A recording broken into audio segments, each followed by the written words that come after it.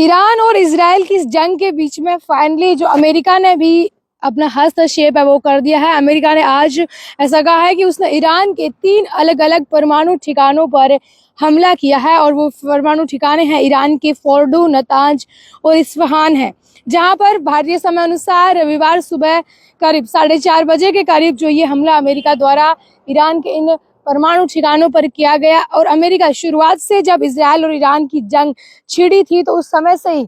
America जो है वो यही बात बोल रहा था कि वो ईरान को अलर्ट कर रहा था कि आप यहीं पर रोक लीजिए, नहीं तो इस जंग के नतीजे जो है आपको भुगतने पड़ेंगे, वो बेहद ही खतरनाक होने वाले हैं। और इस वक्त अमेरिका के राष्ट्रपति डोनाल्ड ट्रंप ने ये चीज़ कही है कि परमाणु बम बनाने से रोकना ईरान को हमलों का मकसद है और दुनिया को परमाणु खतरे से बचाना था हमारा मकसद। आज रात मैं दुनिया को बता सकता हूँ कि ये हमला एक शानदार सैन्य सफलता रहा। ये कहा है अमेरिका के राष्ट्रपति डोनाल्ड ट्रंप ने कि हमारा ईरान के इन 3 परमाणु ठिकानों पर हमला करने का मकसद ये था कि हम किसी भी तरह से जो ईरान है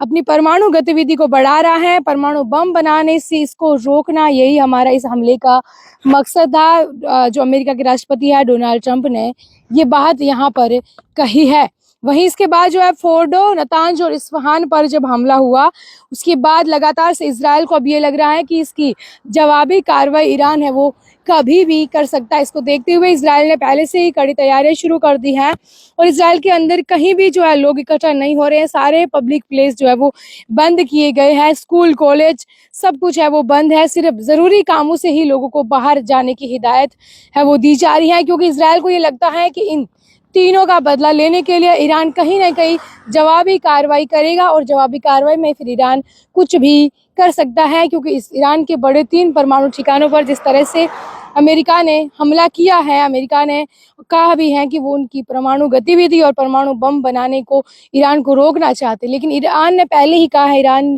के जो प्रमुख है उन्होंने खamenei ने कहा था कि वो किसी भी हालत में झुकने वाले नहीं है। इधर इजराइल का साथ अमेरिका इसलिए दे रहा है कि हम दुनिया में शांति चाहते हैं। हालांकि ईरान ने कहा है कि अंतर्राष्ट्रीय कानूनों का उल्लंघन करके अमेरिका ने सीधा ईरान के उन परमाणु ठिकानों पर हमला किया है, अंतर्राष्ट्रीय कानून का उल्लंघन किया है। अंतर्राष्ट्रीय कानून को ये देखना चाहिए कि किस तरह से अमेरिका ने ये एक ऐसी हरकत की है जो कि नहीं होनी चाहिए थी। देखने वाली बात ये होगी कि ईरान और इजराइल की इस जंग में अभी अमेरिका जो है वो क्या कुछ करेगा।